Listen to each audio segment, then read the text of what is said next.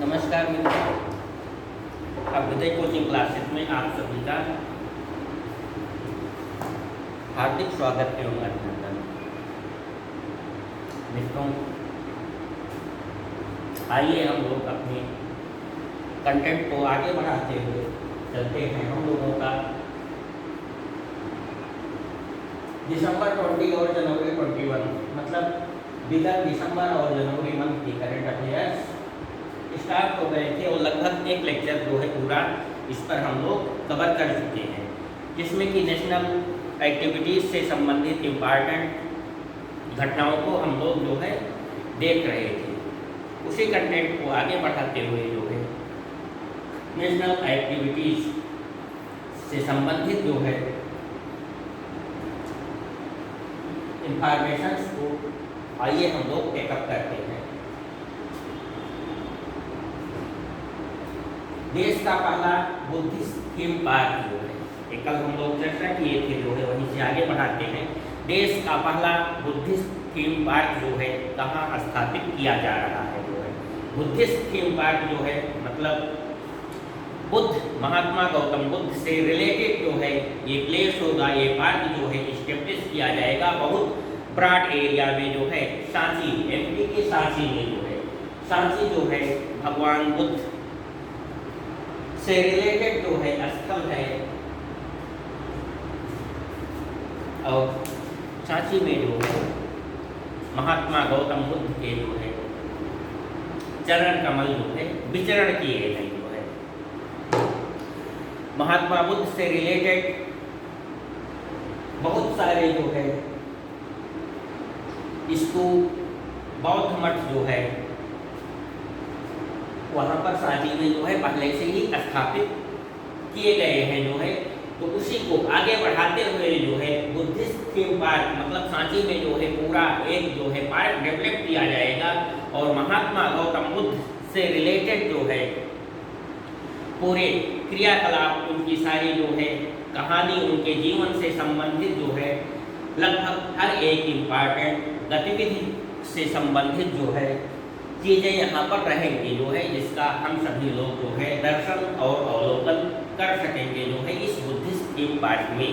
तो महात्मा गांधी से महात्मा गौतम बुद्ध के जीवन से जो है जुड़ी हुई सभी प्रमुख घटनाएं जो है इस थीम पार्क में, बुद्धिस्ट थीम पार्क में जो है अवेलेबल रहेंगी और कोई भी जो है वहाँ पर जा कर के जो है महात्मा गौतम बुद्ध के जीवन से जो है उनके क्रियाकलापों से जो है उनके ज्ञान, तपस्या और उपदेशों से जो है भली प्रकार से परिचित हो सकता है। जो है तो ये बुद्धिस्ट ध्यान रखिएगा, बुद्धिस्ट थीम पार्क की स्थापना, देश के पहले बुद्धिस्ट थीम पार्क का जो है डेवलपमेंट स्थापना जो है कहाँ पर किया जा रहा है, सांची मध्य प्रदेश में, जो पहले से ही जो है महात्मा गौतम बुद्ध से रिलेटेड जो है प्रमुख स्थल है।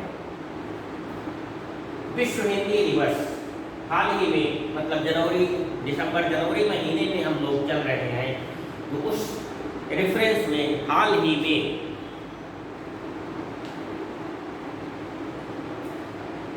विश्व हिंदी दिवस मनाया गया। किस डेट को जो है विश्व हिंदी दिवस मनाया गया? तो विश्व हिंदी दिवस जो है 10 जनवरी को सेलिब्रेट किया जाता है, मनाया जाता है।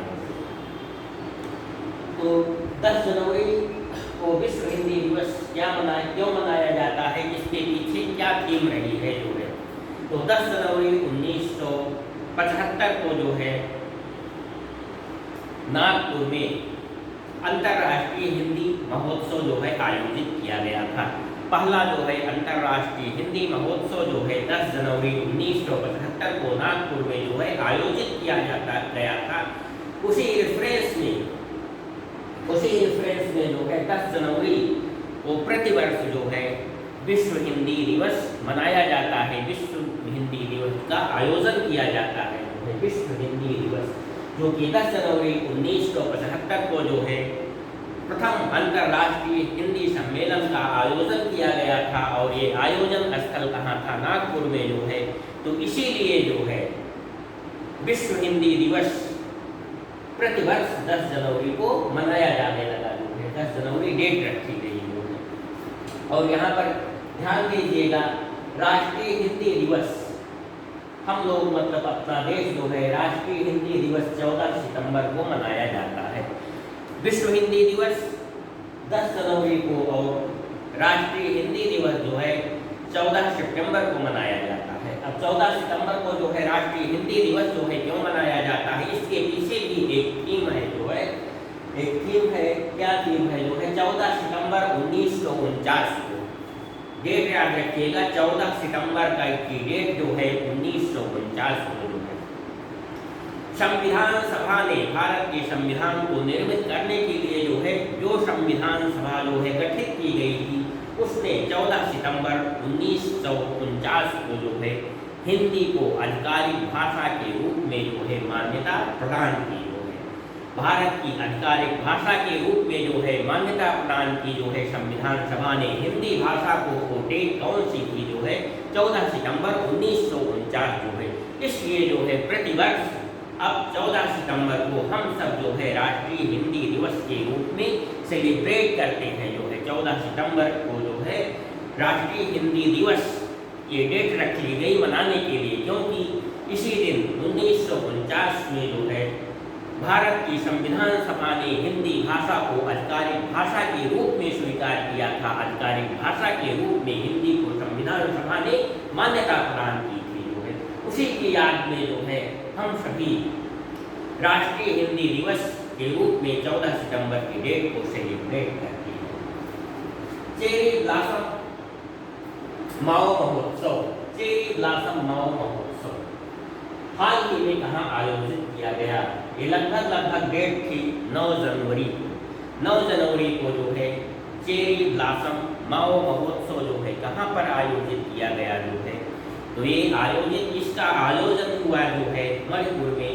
मित्रों ये बहुत ही खूबसूरत आयोजन होता है, ये बहुत ही खूबसूरत आयोजन किया गया चेरी ब्लॉसम का। और पहले इसके पहले जो है शिलांग में जनवरी महीने में चेरी ब्लॉसम महोत्सव जो है आयोजित किया जाता था, सेलिब्रेट किया जाता था। लेकिन इस बार 9 जनवरी को जो है मणिपुर के जो है सेनापति जिले में जो है चेरी ब्लॉसम माओ महोत्सव आयोजित किया गया। चेरी ब्लॉसम क्या है, आइए देखते हैं। चेरी ये बहुत ही जो है खूबसूरत आयोजन होता है, बहुत ही खूबसूरत जो है उत्सव होता है, बहुत ही खूबसूरत महोत्सव है चेरी ब्लॉसम महोत्सव जो है। जनवरी ये पूर्वोत्तर में आयोजित किया जाता है और इस बार 9 जनवरी को जो है मणिपुर के सेनापति जिले में आयोजित किया गया। ये क्या होता है, चेरी ब्लॉसम एक पौधा है। चेरी ब्लॉसम जो है एक पौधा है और इसका पुष्प जो है बहुत ही खूबसूरत होता है। चेरी ब्लॉसम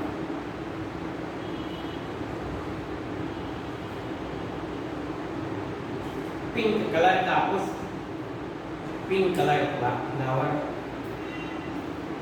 तो इस तरीके से इसके पुष्प जो है इस तरीके से पौधे के जो है एकदम पिंक कलर के जो है इसके पुष्प खिलते हैं चेरी ब्लॉसम पौधे में, जो कि पूर्वोत्तर में पाया जाता है। तो ये है कि जब ये पुष्प खिलने लगते हैं, जब ये पुष्प जो है बहुत अच्छी तरीके से खिल जाता है जो है जनवरी महीने में जो है, तो नए सीजन का आगाज होता है जो है। गुलाबी महोत्सव मतलब गुलाबी मौसम का आगाज होता है, क्योंकि ये पिंक कलर है जो है, तो गुलाबी मौसम का ये प्रतीक हो गया। इसके फूल जो है पिंक कलर के, गुलाबी मौसम मतलब बसंत का आगमन होता है, जिसे हम लोग जो है यहाँ पर बसंत का आगमन कहते हैं। उसमें जो है बहुत से पुष्प खिलते हैं जो है।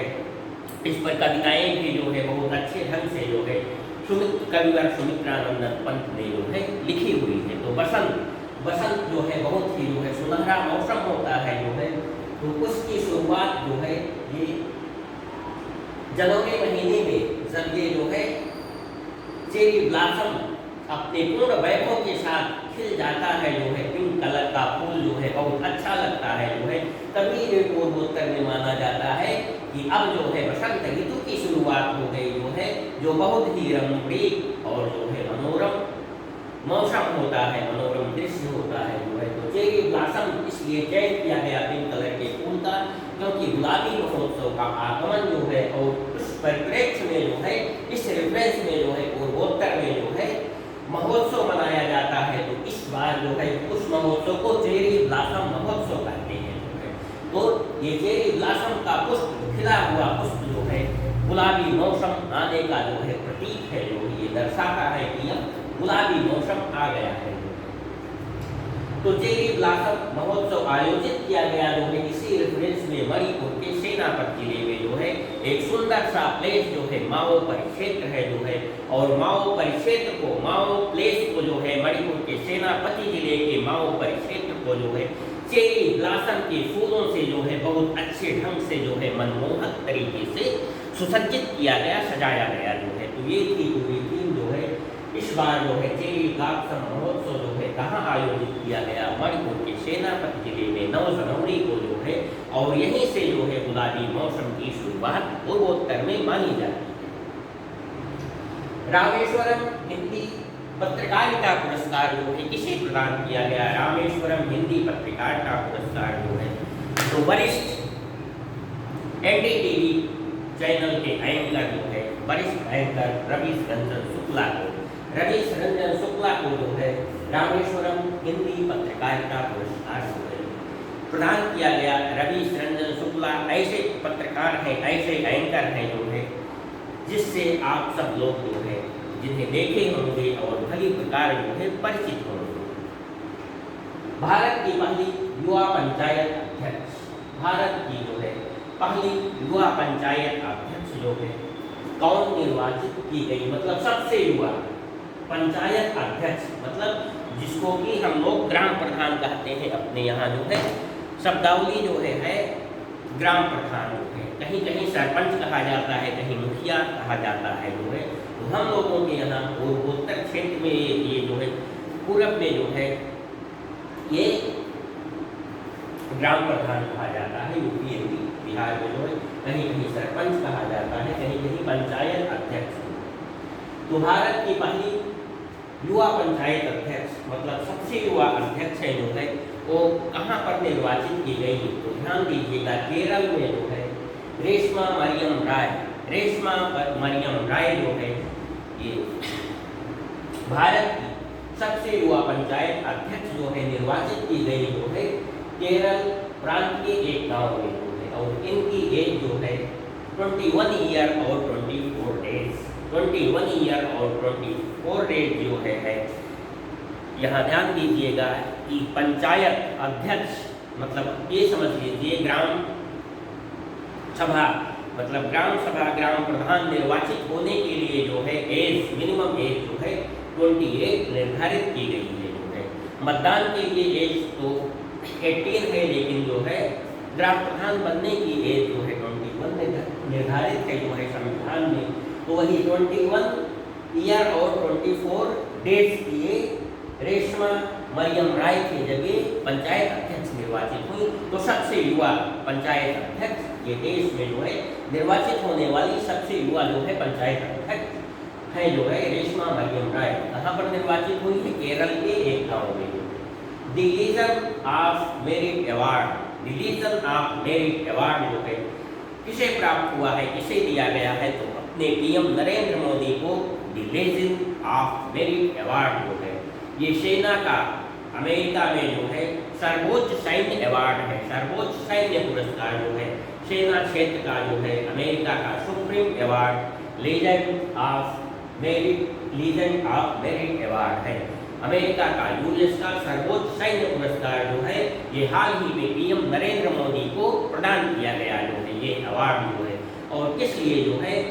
भारत और यूएसए के बीच जो है रणनीतिक साझेदारी बढ़ाने के दिशा में जो है बेहतर नेतृत्व प्रदान करने के लिए पीएम नरेंद्र मोदी को ये प्रदान किया गया। तो आप लोग इतना केवल ध्यान दीजिएगा, इस अवार्ड का नाम जो है लीजेंड ऑफ मेरिट अवार्ड जो है, जो कि यूएस का सर्वोच्च जो है सैन्य सम्मान है कि पीएम नरेंद्र मोदी को जो है प्राप्त हुआ है। India's highest meteorological center, India's highest meteorological center जो है भारत का सबसे ऊंचा जो है मौसम विज्ञान केंद्र जो है कहाँ स्टेब्लिश किया जा रहा है? कहाँ स्थापित किया जा रहा है जो है, तो ये लेह में लद्दाख के लेह प्लेस जो है 3500 मीटर की ऊंचाई पर 3500 मीटर की ऊंचाई पर 3500 मीटर मीन्स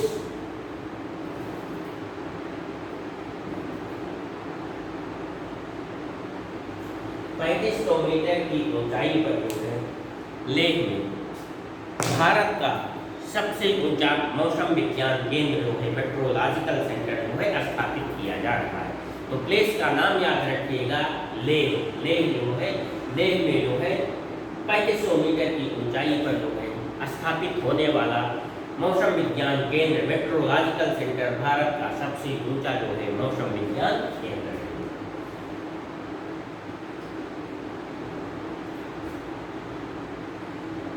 अभी हाल ही में सरकार ने किस मिसाइल के निर्यात को मंजूरी प्रदान की, किस मिसाइल को जो है निर्यात करने की मंजूरी प्रदान की, तो DRDO द्वारा डेवलप किया हुआ आकाश मिसाइल। आकाश मिसाइल जो है सतह से आकाश पर जो है वार करने वाली कम दूरी की जो है मिसाइल है। कम दूरी की जो है कम दूरी तक वार करती है और ये सतह से जो है आकाश में, सतह से वायु में जो है वार करने वाली कम दूरी की जो है मिसाइल है। इसको जो है DRDO ने निर्मित किया है, डेवलप किया है। इस परिप्रेक्ष्य में DRDO की स्थापना जो है 1958 को हुई थी और इसका मुख्यालय न्यू दिल्ली है। वर्तमान में इसके अध्यक्ष चेयरपर्सन जो है जी सतीश रेड्डी जी है। तो ये आकाश मिसाइल जो कि DRDO ने डेवलप किया है, कम दूरी की, कम परास की, कम रेंज की जो है हवा से वायु में, आकाश से वायु में वार करने वाली कम दूरी की मिसाइल है और इसके निर्यात की मंजूरी जो है हाल ही में गवर्नमेंट ने प्रदान की है। जो है मतलब अब इसे विदेशों को निर्यात किया जाएगा।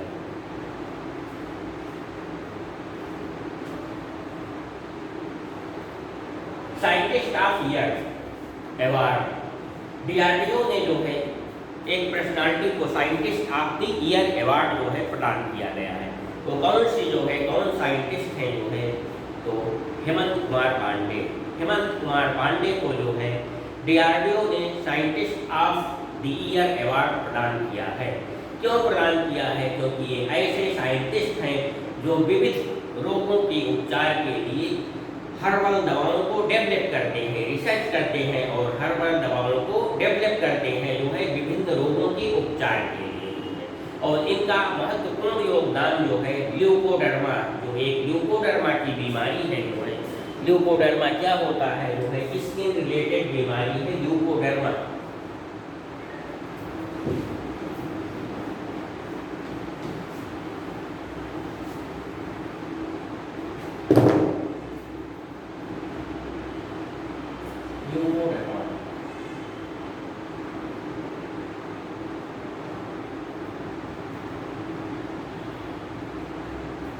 स्किन रिलेटेड बीमारी है और स्किन पर जो है जगह जगह पर जो है स्किन सफ़ेद पड़ जाती है, सफ़ेद पड़ जाती है जिसे हम लोग जो है सफ़ेद दाग या जो है कुष्ठ रोग भी कहते हैं जो है ल्यूकोडर्मा जो है। तो जब ये बहुत व्यापक हो जाता है तो कुष्ठ रोग यही होता है। ल्यूकोडर्मा जो है वाले जगह जगह चकत्ते पड़ते हैं जो है वाइट कलर के जो है थोड़ा गुलाबीपन लिए होता है और बाद में जो है काफ़ी इसका फैलाव हो जाता है और लगभग जो है शरीर का अधिकांश हिस्सा जो है इस बीमारी से ल्यूकोडर्मा से ग्रसित हो जाता है जो है, जिसे हम सब जो है कुष्ठ रोग के नाम से जानते हैं। तो इसके उपचार के लिए जो है ल्यूकोस्किन जो है दवा है। ल्यूकोस्किन एक इसकी जो है लोकप्रिय दवा है, जो है प्रसिद्ध दवा है ल्यूकोडर्मा की। और इसका डेवलपमेंट जो है हर्बल प्रोसेस से जो है, हर्बल तरीके से जो है हेमंत कुमार पांडे जी ने ही किया है जो है।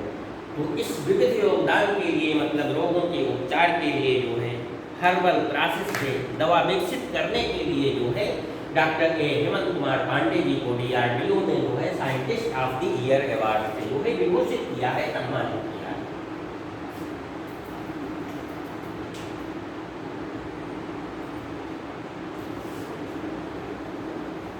भारत का पहला लॉजिस्टिक पार्क कहाँ डेवलप किया जा रहा है, कहाँ इस्टेब्लिश किया जा रहा है।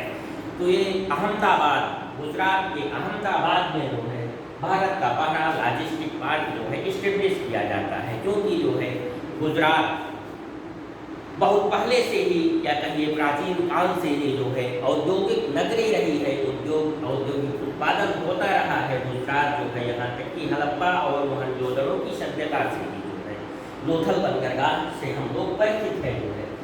तो औद्योगिक क्रियाकलाप गुजरात में जो है काफ़ी अधिक होते हैं जो है, उद्योग क्षेत्र वहाँ काफ़ी डेवलप है जो है। इसलिए लॉजिस्टिक पार्क की स्थापना जो है गुजरात के अहमदाबाद में की जा रही है।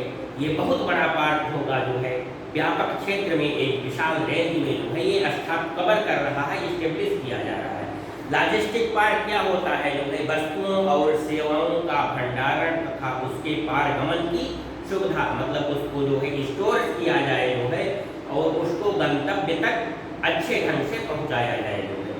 तो उस प्लेस पर जो ब्रॉड प्लेस होगा, विशाल जो है क्षेत्र होगा जहाँ पर जो है लॉजिस्टिक पार्क डेवलप किया जाएगा, वो बहुत बड़ा पार्क होगा जो है।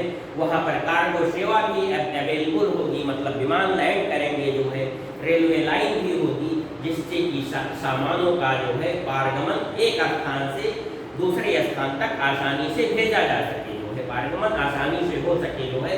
तो वहाँ पर जो है कार्गो सेवा भी डेवलप की जा रही है और जो है रेलगाड़ियों का प्रचालन भी उस पार्क के अंदर होगा जो है, जिससे विविध सामग्रियों का जो भंडारण किया जा रहा है वो सुरक्षित ढंग से अपने गंतव्य स्थान तक उसको पहुंचाया जा सके। और विविध प्रोडक्ट्स का जो है उत्पादन भी, प्रोडक्शन भी जो है उस पार्क के अंदर होगा। मतलब ये सब कुल मिलाकर के औद्योगिक गतिविधियों से रिलेटेड चीज है जो है। तो इंडिया का जो है इस तरीके से ऐसे लॉजिस्टिक पार्क का जो है, जो कि इंडिया का पहला लॉजिस्टिक पार्क है जो है, कहाँ डेवलप किया जा रहा है, कहाँ इस्टेब्लिश किया जा रहा है, तो अहमदाबाद गुजरात में जो है। भारत का पहला जेंडर पार्क जो है कहाँ विकसित किया जा रहा है, कहाँ इस्टेब्लिश किया जा रहा है, वो हम लॉजिस्टिक पार्क हम लोग पढ़े। और ये जो है जेंडर पार्क जो है, जेंडर से ही जो है आप लोग समझ गए होंगे, ये लैंगिक समानता असमानता से जुड़ी हुई बातें हैं जो है। यहाँ पर कोई ना कोई बात जो है, कोई ना कोई थीम लैंगिक समानता और असमानता से जो है रिलेटेड होगी। तो इसीलिए जो है ये लैंगिक पार्क, भारत का फर्स्ट जेंडर पार्क जो है केरला में स्थापित किया जा रहा है। ये भी बहुत बड़ा पार्क होगा जो है। जेंडर पार्क मतलब यहाँ जो है लैंगिक असमानता जो है व्यापक स्तर पर स्त्री पुरुषों के बीच की खाई जो है काफ़ी अधिक बढ़ गई है। तो उसको चकरा करने के लिए, कम करने के लिए, मतलब स्त्री पुरुषों के बीच जो है समानता लाने का प्रयास जो है इस पार्क द्वारा किया जाएगा जो है। यहाँ पर म्यूजियम होगा जो है, जो महिलाओं लड़कियों के कारनामों से जो है, जो उत्कृष्ट कार्य की हैं जो है लड़कियां, महिलाएं जो है, फीमेल जेंडर जो है, उससे रिलेटेड एक बहुत अच्छा सा म्यूजियम जो है डेवलप किया जा रहा है। एक लाइब्रेरी विकसित की जा रही है जहां पर महिला सशक्तिकरण से जो है बहुत सारी सामग्रियां होंगी, किताबें होंगी, ऐप होंगे जो है, वहां पर अध्ययन किया जा सकता है जो है महिला सशक्तिकरण के क्षेत्र में कौन कौन से कार्य किए जा रहे हैं जो है, मतलब और महिलाओं से रिलेटेड बहुत सारी जो है वहाँ पर चीज़ें इस्टेब्लिश की जाएंगी जो है। मतलब महिला सशक्तिकरण की दिशा में जो है एक अच्छा प्रयास है जो है, ये मनुष्यों को जो है, लोगों को जागरूक बनाने के लिए जो है लिंग समानता के प्रति जो है। तो ये पूरा का पूरा पार्क जो है, जेंडर पार्क जो है, कहाँ पर एस्टेब्लिश किया जा रहा है, केरला में जो है, जो कि महिला सशक्तिकरण से रिलेटेड है जो है, और पुरुषों और महिलाओं के बीच जो है समानता स्थापित करने का ये एक अच्छा सा प्रयास है। राष्ट्रीय जनजाति महोत्सव, हाल ही में राष्ट्रीय जनजाति महोत्सव कहाँ आयोजित किया गया जो है, तो याद रखिएगा न्यू दिल्ली में जो है ये जनवरी महीने में ही राष्ट्रीय जनजाति महोत्सव का आयोजन किया गया जो है। और ये क्या था कि मतलब जनजातियों की तरफ ध्यान देने के लिए जो है सशक्त बनाने के लिए जो है ये इस महोत्सव का आयोजन किया गया जो है नई दिल्ली में। तो उस महोत्सव में जनजातियों द्वारा जो बहुत मतलब कारीगरी की जाती है, शिल्पकारी की जाती है, उनके द्वारा स्थानीय स्तर पर जो है, लोकल स्तर पर जो है जो सामग्रियाँ बनाई जाती हैं, जो प्रोडक्ट्स जो है निर्मित किए जाते हैं जो है, उन सबका एक उत्सव था, महोत्सव था। जनजाति लोग क्या क्या भोजन करते हैं, उनका पहनावा क्या है, उनकी शिल्पकारी क्या है, ये सबको जो है उस उत्सव महोत्सव में जो है दर्शाया गया था। मतलब जनजातियों के विकास के लिए, उत्थान के लिए जो है, और इस संदर्भ में जो है आम जनमानस को जागरूक करने के लिए जो है इस महोत्सव का आयोजन जो है नई दिल्ली में किया गया। तो याद रखिएगा, राष्ट्रीय जनजाति महोत्सव का आयोजन कहाँ पर किया गया जो है नई दिल्ली में किया गया। और इसकी थीम को आप सब समझ चुके हैं कि मतलब ये जो है महोत्सव किससे रिलेटेड था, जो है इसकी उद्देश्य क्या था, थीम क्या थी।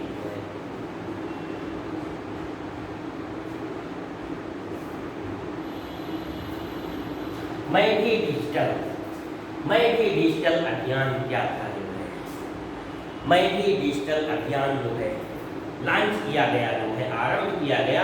और ये किससे रिलेटेड था, मैं भी डिजिटल अभियान जो है, तो याद रखिएगा ये केंद्र सरकार द्वारा जो है किया गया एक आयोजन था, जो है एक अभियान था जो है। इस अभियान की शुरुआत की गई और इसका नाम जो है मैं भी डिजिटल रखा गया। तो मैं भी डिजिटल मतलब ये रिलेटेड था जो है जो स्ट्रीट वेंडर्स हैं, जो स्ट्रीट वेंडर्स हैं, मतलब स्ट्रीट में जो है शहर की गलियों में जो है सब्जी बेचते हैं, जो है फुल्की, पकौड़े, चाय इत्यादि बेचते हैं ठेले पर, जो है कपड़ा प्रेस करते हैं, विभिन्न प्रकार की गतिविधियों का संचालन करते हैं स्ट्रीट वेंडर जो है गली में चल करके, ठेले पर चल करके जो है। तो उनको डिजिटल पेमेंट के प्रति जागरूक करने के लिए जो है कि मतलब वो डिजिटल पेमेंट को अपनाए, जो है डिजिटल उनमें जो है डिजिटल पेमेंट को बढ़ावा देने के लिए जो है मैं भी डिजिटल अभियान चलाया गया जो है। तो याद रखिएगा स्ट्रीट वेंडर्स के लिए जो है, स्ट्रीट वेंडर्स के लिए जो है जो गलियों में घूम करके जो है ठेले पर ठेली वाले जो है घरों तक जो है सामानों की सप्लाई करते हैं जो है, तो उनके लिए उनमें जो है डिजिटल पेमेंट को बढ़ावा देने के लिए मैं भी डिजिटल अभियान चलाया गया। राष्ट्रीय सोमनाथ मंदिर ट्रस्ट के 8वें अध्यक्ष जो है इसे बनाया गया। सोमनाथ मंदिर ट्रस्ट का 8वां अध्यक्ष जो है इसे बनाया गया जो है। तो ये इम्पॉर्टेंट है क्योंकि जो है इस ट्रस्ट का अध्यक्ष जो है पीएम मोदी को बनाया गया है। सोमनाथ जो है गुजरात में जो है स्थित मंदिर है, जो है ऐतिहासिक मंदिर है जो है, और 1025 ईस्वी में जो है महमूद गजनवी ने, लुटेरा आक्रमणकारी महमूद गजनवी ने जो है इस मंदिर को जो है ध्वस्त कर दिया था जो है सोमनाथ मंदिर को, और बाद में इसका जो है पुनर्निर्माण पुनरुद्धार किया गया। और महमूद गजनवी ने जो है 17 बार जो है इस मंदिर पर अटैक किया और अंततः 1025 में जो है इस मंदिर को जो है ध्वस्त कर दिया जो है। वह आक्रांता महमूद गजनवी ने जो है। तो इस मंदिर के 8वें ट्रस्टी, 8वें अध्यक्ष, इस मंदिर के जो है प्रबंधन के लिए एक ट्रस्ट होता है जो है, तो उस ट्रस्ट के जो है 8वें अध्यक्ष पीएम नरेंद्र मोदी जो है बनाए गए हैं जो है। और इसके पहले जो है भी इस मंदिर के ट्रस्ट के अध्यक्ष जो है एक पीएम और बनाए गए हैं। वो पीएम कौन से हैं जो है मोरारजी भाई देसाई। मोरारजी देसाई जो है जब पीएम थे जो है तो इस ट्रस्ट के अध्यक्ष बनाए गए थे। तो ये मतलब ये दूसरे पीएम है नरेंद्र मोदी जी जो प्रधानमंत्री रहते हुए जो है सोमनाथ मंदिर ट्रस्ट के अध्यक्ष बनाए गए थे, जो कि गुजरात से हैं। गुजरात में सोमनाथ मंदिर, और इसी प्रकार मोरारजी भाई देसाई भी गुजरात से ही। तो इसलिए ये दोनों लोग सोमनाथ मंदिर ट्रस्ट के अध्यक्ष बनाए गए। राष्ट्रीय बालिका दिवस, राष्ट्रीय बालिका दिवस जो है हाल ही में मतलब जनवरी मंथ में, जनवरी में हम लोग चल रहे हैं, तो राष्ट्रीय बालिका दिवस जो है हाल ही में जो है इस डेट को सेलिब्रेट किया गया। तो 24 जनवरी को याद रखिएगा जो है प्रतिवर्ष 24 जनवरी को जो है राष्ट्रीय बालिका दिवस मनाया जाता है देश में जो है। और इसके पीछे की थीम क्या है जो है 24 जनवरी राष्ट्रीय बालिका जो है दिवस, गर्ल चाइल्ड जो है नेशनल गर्ल चाइल्ड डे, बालिका दिवस सेलिब्रेट जो है क्यों 24 जनवरी को ही किया गया जो जा रहा है जो है, इसके पीछे की थीम क्या है जो है। तो जैसे हर डेट मनाए जाने के पीछे की कोई ना कोई थीम रहती है जो है, जिसे हम लोग चर्चा कर चुके हैं जो है। उसी प्रकार से राष्ट्रीय बालिका दिवस, जैसे हिंदी दिवस के पीछे थीम थी जो है, उसी प्रकार से राष्ट्रीय बालिका दिवस के पीछे की भी थीम है। 24 जनवरी को हम लोग मनाते हैं जो है राष्ट्रीय बालिका दिवस, और 24 जनवरी 1966 को जो है भारत की पहली महिला प्रधानमंत्री श्रीमती इंदिरा गांधी ने की शपथ ग्रहण किया था। इसी दिन जो है भारत के पहले महिला पीएम के रूप में जो है मैडम श्रीमती इंदिरा गांधी ने जो है शपथ ग्रहण किया था जो है। उस दिन जो है भारत की प्रधानमंत्री जो है एक महिला जो है बनी थी पहली बार जो है। तो इसलिए 24 जनवरी को जो है राष्ट्रीय बालिका दिवस जो है देश में मनाने की परंपरा बाद में स्थापित की गई जो है। तो 24 जनवरी को इसलिए जो है हम लोग राष्ट्रीय बालिका, अपना देश जो है राष्ट्रीय बालिका दिवस मनाता है जो है, क्योंकि इसी दिन 1966 ईस्वी में जो है 24 जनवरी के ही दिन भारत की पहली महिला प्रधानमंत्री ने जो है शपथ ग्रहण किया था। तो मैडम श्रीमती गांधी ने जो है पहली महिला प्रधानमंत्री के रूप में जो है शपथ ग्रहण किया था। और ध्यान रखिएगा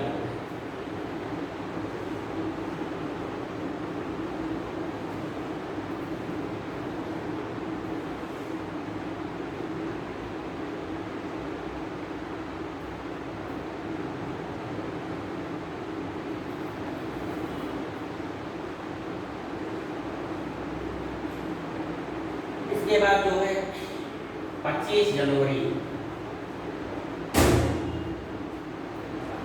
राष्ट्रीय मतदाता दिवस, राष्ट्रीय बालिका दिवस। राष्ट्रीय बालिका दिवस हम लोग चर्चा किए जो है 24 जनवरी 1966 को क्यों मनाया जाता है आप लोग समझ गए हो।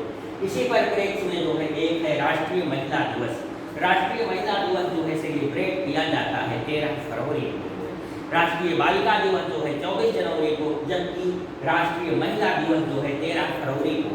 राष्ट्रीय बालिका दिवस और राष्ट्रीय महिला दिवस जो है आप लोग जो है कंफ्यूज मत करिएगा, दोनों अलग अलग चीजें हैं। वो बालिका दिवस जो है 24 जनवरी को और राष्ट्रीय महिला दिवस 13 फरवरी को। अब 13 फरवरी को जो है राष्ट्रीय महिला दिवस क्यों सेलिब्रेट किया जाता है, क्योंकि 13 फरवरी जो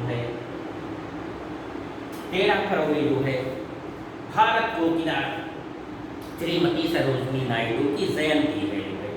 श्रीमती सरोजनी नायडू का जन्म जो है आंध्र प्रदेश में 13 फरवरी 1879 को हुआ था। 13 फरवरी 1879 को जो है स्वर कोकिला श्रीमती सरोजनी नायडू का जन्म हुआ था, जो कि जिनका की जो है भारत की स्वाधीनता संग्राम में जो है बहुत अधिक योगदान है। गांधी जी के संपर्क में इन्होंने जो है 1914 में आई जो है सरोजनी नायडू ने जो है उसके बाद से जो है स्वाधीनता आंदोलन के लिए जो है बढ़ चढ़ करके हिस्सा लिया जो है, और कई बार जेल गई। और इसी संदर्भ में 1925 में जो है कानपुर में ये कांग्रेस की महिला अध्यक्ष, कानपुर अधिवेशन में जो है कांग्रेस की अध्यक्ष बनाई गई जो है 1925 में जो है श्रीमती सरोजनी नायडू ने जो है। तो समझ सकते हैं जो है इनका स्वाधीनता आंदोलन में कितना बड़ा योगदान होगा जो है। और ये भारत की जो है प्रथम गवर्नर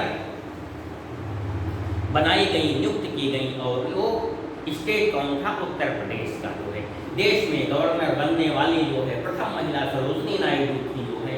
और इस स्टेट की गवर्नर जो है नियुक्त हुई, उत्तर प्रदेश की गवर्नर जो है नियुक्त हुई। और बाद में 2 मार्च 1949 को जो है इलाहाबाद, आज के प्रयागराज में जो है इनका देहावसान हुआ जो है। तो 13 फरवरी 1879 में इनका जन्म हुआ था। तो उसको सेलिब्रेट हम लोग इस दिवस के रूप में मनाते हैं, राष्ट्रीय महिला दिवस जो है। तो ये थीम थी पूरी जो है 13 फरवरी को राष्ट्रीय महिला दिवस के रूप में मनाने की। 25 जनवरी राष्ट्रीय मतदाता दिवस के रूप में क्यों मनाया जाता है? क्योंकि 25 जनवरी 1950 को जो है भारतीय निर्वाचन आयोग की स्थापना हुई थी। जो है 25 जनवरी 1950 में जो है भारतीय निर्वाचन आयोग की स्थापना हुई थी। इसलिए हम लोग जो है 25 जनवरी को जो है मतदाता दिवस के रूप में सेलिब्रेट किए जाते हैं। बाद में 25 जनवरी की डेट रखा गया जो है भारतीय मतदाता दिवस के रूप में जो है। तो 25 जनवरी भारतीय राष्ट्रीय मतदाता दिवस मनाते हैं हम लोग जो है। हाल ही में किस जेल से जो है जेल पर्यटन की पहल की शुरुआत हुई? जेल पर्यटन मतलब जेल में पर्यटन किया जाए जो है, पर्यटन की दृष्टि से जो है जेल में जाया जाए जो है, वहाँ टहला घूमा जाए और देखा जाए जो है जेल में क्या कैसी व्यवस्था है जो है। तो जेल पर्यटन जो है पर्यटन स्थल के रूप में जो है जेल का चयन किया गया जो है। इस पहल की शुरुआत जो है किस जेल से हुई जो है? तो ऐतिहासिक अपने देश का ऐतिहासिक जेल जो है यरोडा जेल जो है, जिसकी स्थापना की जो है लगभग 150 वर्ष हो चुके हैं। मतलब यरोडा जेल जो है जो पुणे में है, इसको इस्टेब्लिश हुए, इसको बने हुए जो है 150 से अधिक वर्ष हो चुके हैं। और ये देश का जो है बहुत ही जो है ऐतिहासिक जेल है यरोडा सेंट्रल जेल जो है, क्योंकि जो है इसकी यादें स्वाधीनता संग्राम से जो है जुड़ी हुई हैं। बहुत सारे जो है अपने स्वाधीनता सेनानी, यहाँ तक कि महात्मा गांधी जी जो है यरोडा जेल में जो है बंद करके रखे गए थे। तो बहुत सारे देशभक्त जो है स्वतंत्रता चोटी के जो है स्वतंत्रता सेनानी जो है पुणे की यरोडा जेल में जो है बंद करके रखे गए जो है समय समय पर जो है। तो अपना ये एक ऐतिहासिक जेल हो गया जो है, भारत की स्वाधीनता संग्राम की यादों को जो है समेटे हुए है जेल जो है। इसलिए इसी जेल से जो है जेल पर्यटन की पहल की शुरुआत की गई। मतलब देश के जो है बहुत सारे स्थलों से जो है बच्चे छात्र आएंगे जो है उस जेल में विचरण करेंगे और भारत के स्वाधीनता से जुड़ी हुई चीज़ों को देखेंगे, परखेंगे, उनसे रूबरू होंगे जो है। तो जेल पर्यटन पहल की शुरुआत जो है यरोडा जेल से जो है हाल ही में जो है महाराष्ट्र गवर्नमेंट ने आरंभ किया है।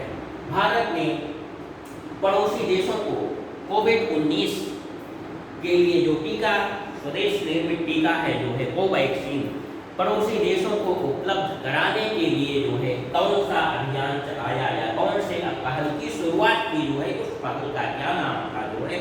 तो उस पहल का नाम वैक्सीन मित्र था। याद रखिएगा, भारत अपने पड़ोसी देशों को जो है स्वदेश निर्मित टीका कोवैक्सीन अवेलेबल करवाने के लिए, भेजने के लिए जो है एक पहल की शुरुआत कर रखी थी जो है, उसका नाम है वैक्सीन मित्र। वैक्सीन मित्र जो है या वैक्सीन मैत्री जो है पहल भारत ने जो है पड़ोसी देशों को कोविड का टीका अवेलेबल कराने के लिए एक पहल की शुरुआत की है। उस पहल का नाम जो है वैक्सीन मैत्री पहल था। तो ये मित्रों जो है दिसंबर जनवरी से रिलेटेड जो है इम्पॉर्टेंट जो है नेशनल एक्टिविटीज़ के पॉइंट थे, इम्पॉर्टेंट पॉइंट थे जो है। इसमें जो कुछ शेष बचे हैं जो है हम अगले जो है लेक्चर में इसे टेकअप करेंगे और उसके बाद इंटरनेशनल पोर्शन पर हम लोग मूव कर जाएंगे।